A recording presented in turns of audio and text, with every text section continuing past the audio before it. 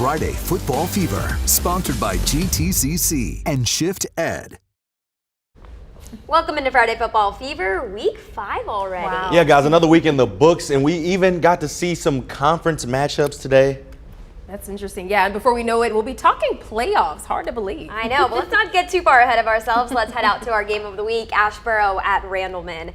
It was all the Tigers early on. Quarterback John Kirkpatrick handing it off to Edison Hernandez, finding a pathway right into the end zone. It is 7-0 Tigers. Shortly after, Kirkpatrick handing it off this time to Jeffrey Guzman. He gets up to the outside, stretching his arm right across that goal line. That's a 2-score lead for Randleman. Comets not out of this game though. Quarterback Logan Laughlin marching his guys down the field. Leighton Cobberly punching in the score. Asheboro on the board. The Tigers stretched the lead back to a 2-score game though just before the half. The Comets with a chance. Laughlin throwing it to the wrong guy. Chase Farlow. Yeah, and check this out, guys. He does indeed take this all the way back.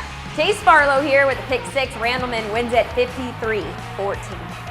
And our night is just getting started as we have more Friday Football Fever coming up for you. Still ahead, a battle of unbeatens as Ledford takes on Providence Grove. East Forsyth, Dudley, and Grimsley in action at home. More scores and highlights are coming up next.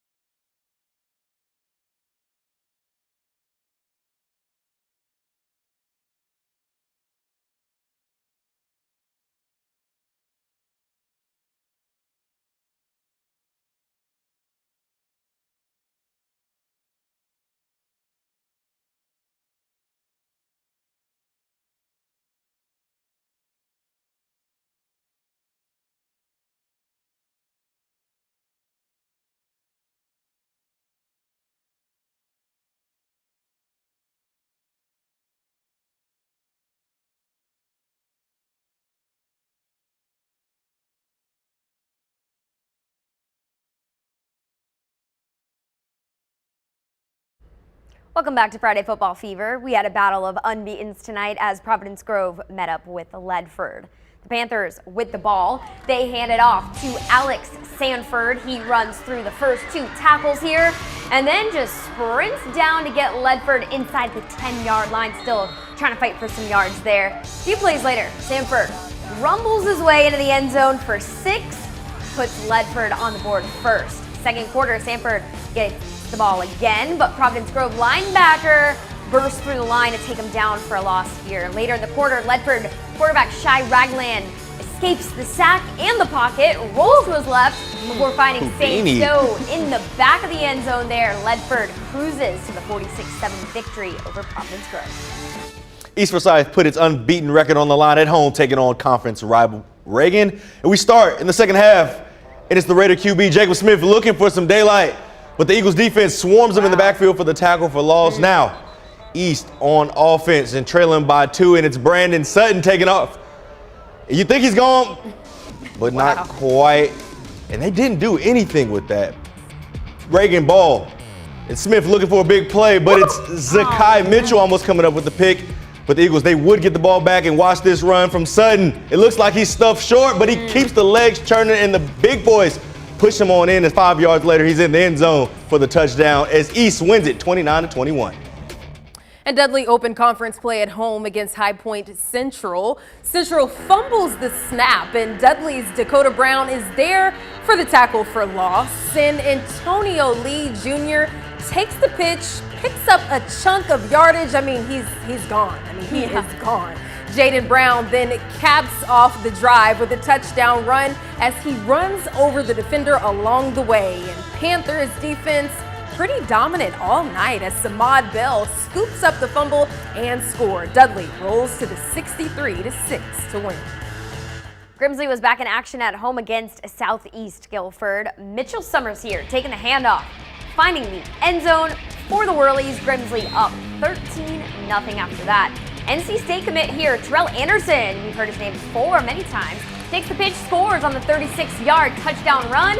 His future head coach here, Dave Doran, there to see it all. Whirlies defense came to play. Christian Tyson with a big hit for the tackle for loss. Summers at it again with his second touchdown in the first quarter. Grimsley wins it 56-0.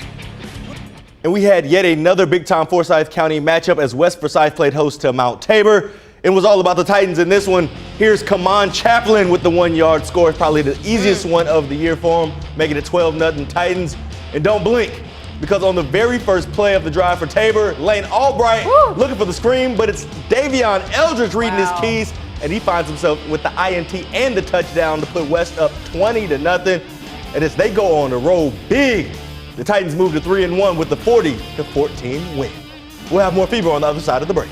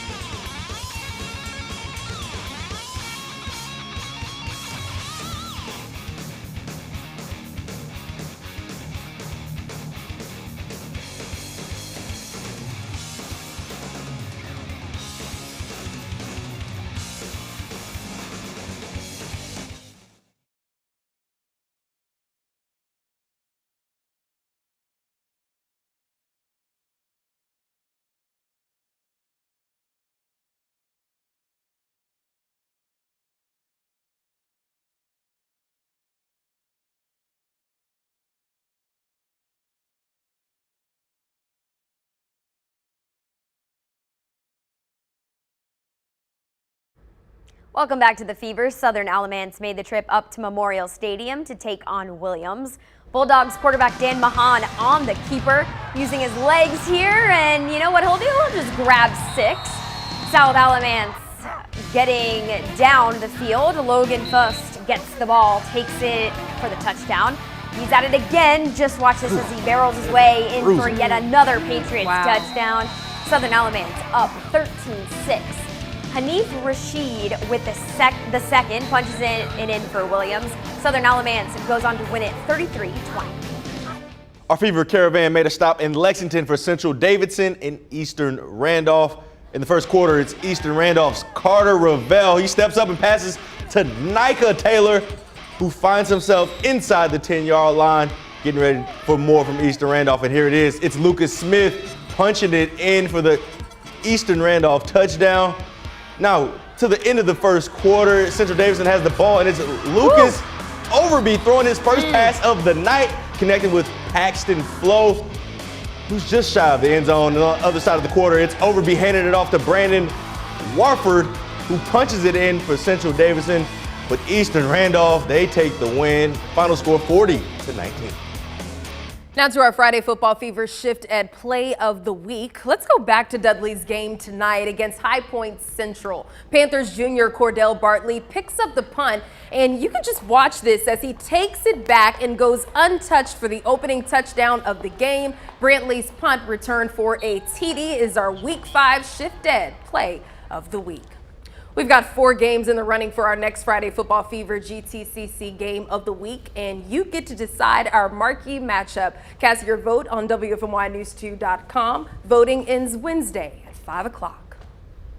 All right. Ooh, a lot of good games there. A lot action. of them. And the weather, too. I was thinking about that. Do you that think they play better when it's like cool and crisp and all fall-like out there? You know, I do know they like it better. Really? They told me that today. yeah, and so I was out there shooting the game, and I looked and I saw the first breath fog of the year from the quarterback. He was calling the cadence out, and I said, oh boy, here we go. It's that time of year. It's that time. Feeling like football. I a don't little like it chilly when out it's there 90 too. in football. No. Will we get a repeat of that next Friday? Is that too far ahead It's like to the think? extended forecast. I think it'll be about the same. Okay. Yeah, so like right around 80 in the day, but at night, cooling off. We're getting that time of year, so. Nothing wrong with cool weather, too. I know. Just I no it. like 20 or 30s for football. Well, that's for playoffs.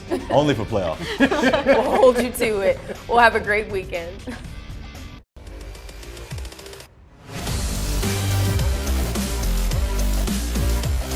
Friday Football Fever, sponsored by GTCC and Shift Ed.